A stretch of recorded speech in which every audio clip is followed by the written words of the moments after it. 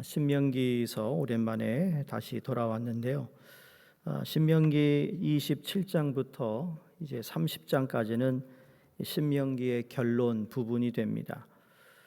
모세 오경 전체의 결론적인 성격을 가지고 있는 것이 특별히 27장, 28장입니다. 왜냐하면 율법 준수에 대한 권면을 말씀하고 있으면서 이 율법 준수의 권면함에 그들이 어떻게 반응하느냐에 따라서 축복과 저주를 경고하고 있기 때문입니다. 우리가 잘 아는 순종이라는 것, 이게 이스라엘이 축복받는 지름길입니다. 생명을 얻는 길이죠. 반면에 하나님의 계명을 지키지 않을 때 자연히 저주의 형벌을 받게 된다는 것이죠. 그러니까 이러한 결론을 시작하는 오늘 본문에서 모세는 이스라엘 백성들이 장차 가나안에 입성했을 때 제일 먼저 해야 할 일이 무엇인지를 알려주고 있습니다. 첫 번째가 1절에서 4절 말씀인 율법을 돌에 새기라였습니다. 모세는 장로들과 더불어 백성들에게 요단강을 건너거든 돌에 석회를 바르고 거기에 율법을 기록하는데 어디에 세우냐 보니까 에발산에 세울 것을 명합니다.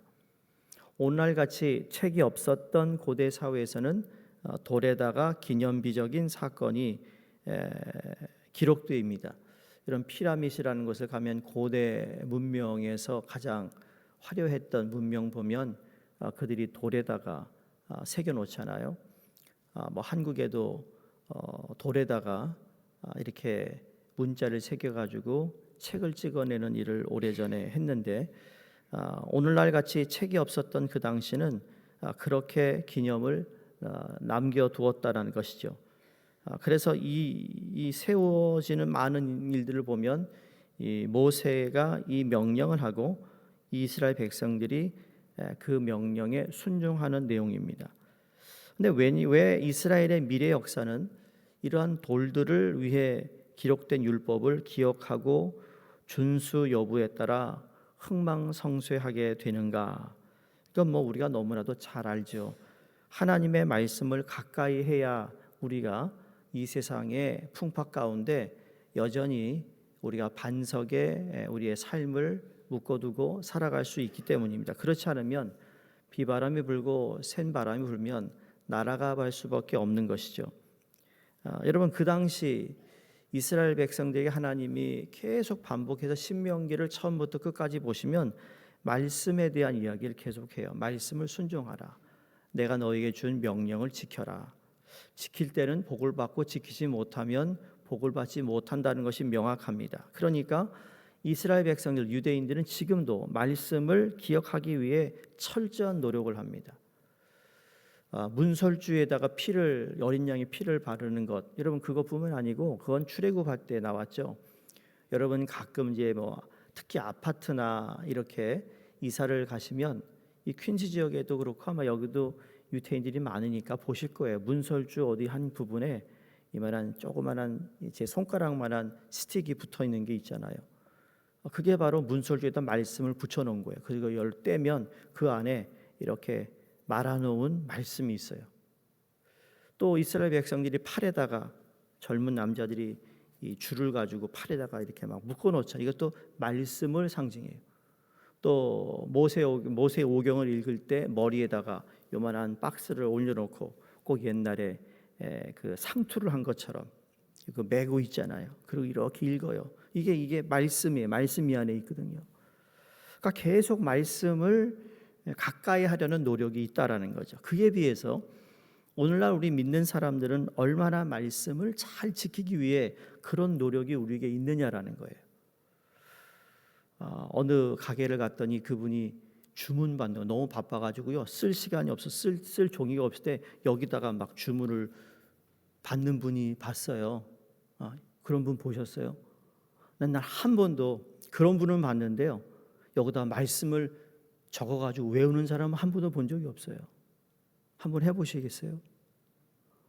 매주일 나눠드리는 성경 암송 여기다가 좀 적어놓고 볼 때마다 앉을 때마다 보면 금방 외우실걸요? 보니까 한두 분 할 것 같아. 무슨 말이냐면 노력을 얼마나 하는지 몰라. 유대인들이 말씀을 지키기 위해. 뭐 우리도 열심히 말씀을 지키기 위해서 살고 있습니다 보면, 그러나 비교해 봤을 때 야, 우리는 그 노력이 참 부족하구나라는 생각을 해봅니다. 각 집집마다 몇 권씩의 성경책을 가지고 있지 않습니까? 그런데도 그 많은 성경책을 가지고 있는 만큼 내가 그 말씀을 얼마나 가까이 하느냐입니다. 그런 말이 있어요. 오늘날 이제 이게 아마 요새는 이제 성경책이 핸드폰에도 나오니까 별 상관이 없는데 한 15년 전만 하더라도 이런 얘기 있었죠. 신자 중에 탁 신자가 있대요.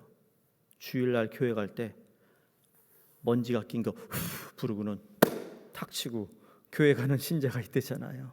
훅탁 신자래요 그게. 요새는 뭐 성경을 아예 가져오지도 않죠. 성경은 주일에만 가지고 오는 예배용 책이 아니라 늘 기억하고 읽고 묵상해야 할 하나님의 말씀입니다. 자, 오늘 본문에서 돌을 세우라고 할 때 이는 기념비로 세우라는 말씀이 아니고, 하나님의 말씀은 기념하는 것이 아니라 지켜야 하기 때문에 새기라는 것이었어요. 신약 성경에서는 성도들에게 복음이 돌 위에 세워진 것이 아니라 사도 바울이 심령에 그 말씀을 새기라 그랬잖아요. 그러니까 말씀은 마음에 새겨야 하는 거예요. 마음에 새겨야 된다고 성경은 말하고, 우리가 그래서 말씀을 읽기 전에 내 마음을 열어달라고 부탁하고 기도하는 겁니다. 이처럼 이스라엘 백성들이 말씀을 기록하여 세우면 하나님께서도 그 말씀하신 대로 그것을 이루시는 하나님이라는 거예요. 3절 하반절을 보시면 그리하면 내 하나님 여호와께서 내게 주시는 땅 곧 젖과 꿀이 흐르는 땅에 내가 들어가기를 내 조상들의 하나님 여호와께서 내게 말씀하신 대로 하리라. 성도님, 하나님은 말씀하신 대로 하시는 분이세요. 꼭 믿으셔야 돼요. 율법을 돌에 새기는 것은 이스라엘만 지키고 따르는 것이 아니라 하나님께서도 그 쓰여진 말씀대로 그들에게 준행할 것임을 확증해 주고 있습니다. 이것이 바로 우리가 말씀을 붙잡고 하나님께 요구할 수 있는 이유입니다. 우리가 말씀을 지키면 하나님께서도 그 말씀대로 행하신다. 얼마나 감사한지 몰라요. 약속 안 지킨 사람 얼마나 많은데요. 세상에서 약속을 지키기도 하지만 그게 서로의 유익이 되니까 지키는 것이죠. 그러니까 하나님께서 그냥 단순히 우리에게 그 말씀 한 대로만 따르라는 거죠. 너희가 그런 이적을, 기적을, 뭐 대단한 것을 이루는 게 아니라 하나님이 이룰 테니까 그냥 순종하라는 말씀입니다. 이사야 선지자에도 이사야서 55장 11절에 내 입에서 나가는 말도 이와 같이 헛되이 내게로 되돌아오지 아니하고 나의 기뻐하는 뜻을 이루며 내가 보낸 일에 형통함이라 그랬습니다.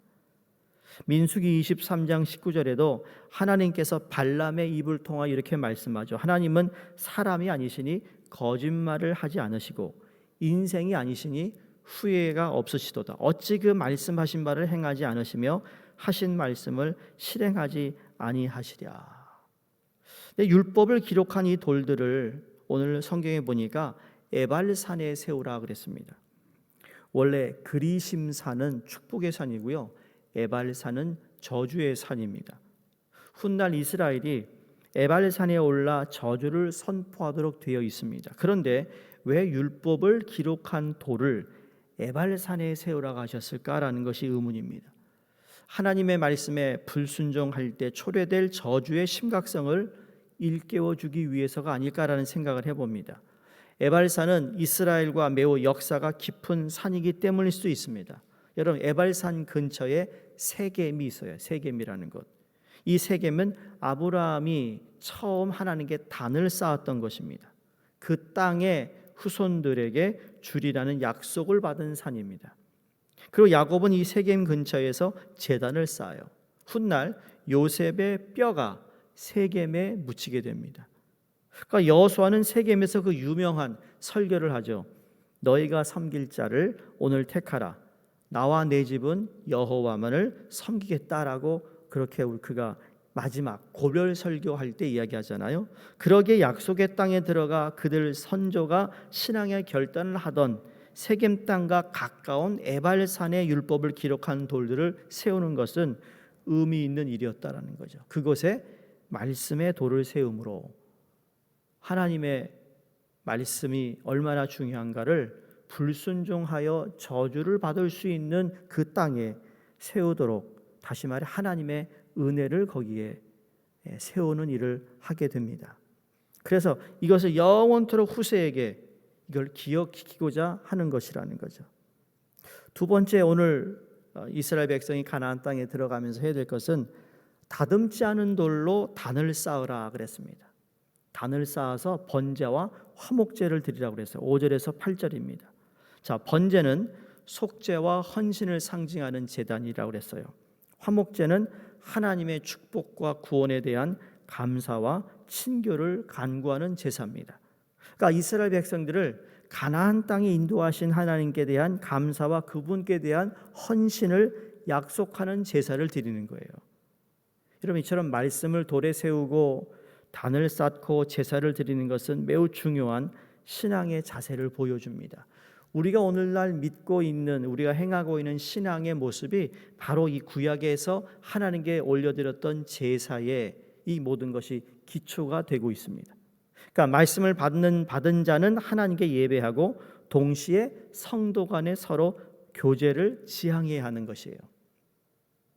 오늘날 보면 예배는 드리는데 친교하고 거의 거리를 멀리하는 사람이 있는가 하면 반대로 예배는 소홀히 하는데 성도들과 교제만은 잘하는 사람들이 있어요. 이게 잘못된 균형을 잃어버린 거라는 거죠. 하나님께 예배드리는 자는 말씀을 지킬 것을 서약한 사람이어야 합니다. 동시에 그의 신앙에 예배와 성도 간의 교제가 빠져서는 안 된다는 겁니다. 그러니까 교제, 그러면 우리는 먹고 마시는 것만 생각하는데 먹고 마시는 건 우리에게 주어진 도구라고 생각하면 좋아요. 좀 더 쉽게 대화를 할 수 있으니까요. 예배와 성도 간의 교제, 말씀의 순종은 함께 가야 된다는 것. 그런데 오늘 돌을 쌓고 번제와 화목제를 드릴 때 참 독특한 내용을 담고 있는 게 있어요. 돌단을 쌓을 때 쇠 연장, 즉 철기를 대지 말라 말씀합니다. 5절 말씀이죠. 그래서 6절에 다듬지 않은 돌이라 그랬습니다. 그러니까 자연석 그대로 제단을 쌓으라는 말씀입니다. 이 의미는 무엇일까? 겉모양으로 제사를 드리는 것이 아니라 있는 그대로 나오라는 겁니다. 하나님께 나올 때 너무 내 자신을 치장해가지고 보이지 않게 하지 말고 하나님께 나올 때는 내 모습 이대로 주 받으옵소서라는 그 고백처럼 나와야 되는 거예요. 쓰고 다녔던 마스크를 벗어버리고 가면을 벗고 내가 세상에서 살던 아프고 힘든 어떤 상처 하나님께 그대로 가지고 나오는 것이라는 거죠. 여러분, 옆에 보이는 십자가 너무 깨끗하잖아요. 그런데 우리가 아는 예수님의 십자가는 이렇게 반듯하고 깨끗하지 않았어요. 예수님이 달린 십자가가 무슨 잘 나무를 이걸 잘라서 하나도 가시가 없이 한 게 아니라요. 예수님이 달렸던 십자가는 못만 박힌 것이 아니라 등 뒤에도 가시가 나와 있어가지고 나무 가시가 그 서 있기가 달렸기가 어렵고 힘든 십자가였을 거라는 생각을 해봅니다. 그러니까 그래서 영어로 rugged cross라고 하잖아요. 울퉁불퉁한 십자가라는 거예요. 그러니까 우리가 하나님께 나올 때 우리 안에 있는 울퉁불퉁한 거 있어요. 근데 사람들 때문에, 체면 때문에 그걸 살살 이렇게 반질반질 만져가지고 와가지고 그렇지 않은 모습으로 나오는데 하나님께서는 있는 모습 그대로 나오라는 뜻입니다. 다듬지 말라. 속에서부터 우러나오는 예배, 즉 오직 영과 진리로 하나님께 예배를 드리라는 거죠. 그러니까 기독교는 눈의 종교가 아니라 마음의 종교라고 말하는 것이 화려한 예식이 중요한 것이 아니라 속에서 우러나오는 진정함이 중요하다는 거예요. 하나님께서 구하시는 제사도 상한 심령, 통회하는 마음이라고 했습니다. 꾸민 것이 아닙니다. 다듬은 것이 아닙니다. 철기를 대지 말고 다듬지 않는 그대로 드리라. 이 말씀이 출애굽기 20장에도 나와요. 내가 내게 돌로 제단을 쌓거든 다듬은 돌로 쌓지 말라. 내가 정으로 그것을 쪼면 부정하게 함이니라 그랬어요. 모세는 이처럼 돌비와 돌단을 쌓고 번제와 화목제로 예배하라고 가르친 후에 다시 한번 말씀에 순종할 것을 오늘 10절에 강조하고 있어요. 그런즉 내 하나님 여호와의 말씀을 청종하여 내가 오늘 내게 명령하는 그 명령과 규례를 행할지니라. 사랑하는 성도님들, 말씀과 예배 중요성을 우리는 너무나도 잘 압니다. 그러나 더 잘 알기에 우리는 그 말씀과 예배, 성도의 교제가 조화로운 신앙을 세워 나갈 수 있는 곳에 우리가 더 관심을 가지고, 때로는 우리의 형편이 그럴 수 없을 수 있지만 우리가 사모해야 될 줄로 믿습니다. 예배를 드린 성도들이 성도의 교제를 통하여서 하나님 앞에서, 그리고 모든 사람들 앞에서 부족함 없이 하나님께 감사를 드리며, 또 나와 하나님과의 감사뿐만 아니라 그 누군가를 통하여서 하나님을 증거하고 하나님을 이렇게 하신 일들을 증인으로 삼는 사람들과 가까이 있을 때 하나님이 하시는 일들을 내 인생의 모든 장벽을 뛰어넘어 하나님이 정말 대단한 일을 저 성도를 통하여, 이 사람을 통하여 하고 있구나라는 찬양과 영광을 함께 돌릴 수 있기에, 그냥 성도들의 정을 나누기 위한 이 목적이 아니라 하나님께 영광을 돌리기 위한 목적이라는 것 또한 잊지 마시고, 오늘 이 두 가지 마음판에 말씀을 새기는 것과 우리가 있는 모습 그대로 주님께 나와 번제와 화목제를 드리는 것, 이러한 삶이 우리 가운데 더욱더 깊어지고 하나님 향한 우리 마음이 더 넓어지며 하나님을 향하여 더욱더 깊이 우리가 교제할 수 있기를 주의 이름으로 축원드립니다. 기도하겠습니다. 주님께서 가나안 입성을 앞둔 이스라엘 백성에게 하나님의 말씀을 새기라 하셨고, 또 말씀 앞에 공동체 전체의 화답을 요구하셨듯이 우리에게도 동일한 요구를 하고 있는 줄로 믿습니다. 주님, 우리 모두가 각자의 가나안에 하나님의 말씀을 품고 들어가게 하시고, 하나님의 사랑, 또 우리 교우들과의 나누는 교제 가운데 하나님의 영광을 보게 하여 주시옵소서.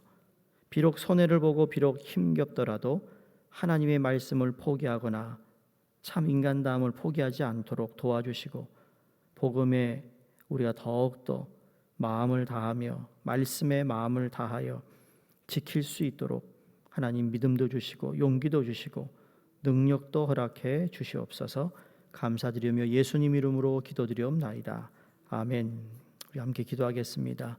우리 알바니아의 최조영 선교사님, 또 홍정희 선교사님, 성경 번역 선교회 박효섭 조손양 선교사님, 그리고 아울러서 우리 방주일 선교사님께서 멕시코 라노리아 교회 호세 전도사의 둘째 아들인 이사우로 폐 수술이 받아야 되는데 이렇게 수술 받게 되도록 되어 있다고 합니다. 오랜 시간 동안 기다렸는데 이제 기회가 주어졌는데 잘 수술 받고 회복될 수 있도록 기도 요청이 있으셨습니다. 위에서 기도해 주시고, 또 이제 곧 시작하는 서머 스쿨, 또 선교, 또 우리 교회 모든 사역을 위해 함께 기도하도록 하겠습니다.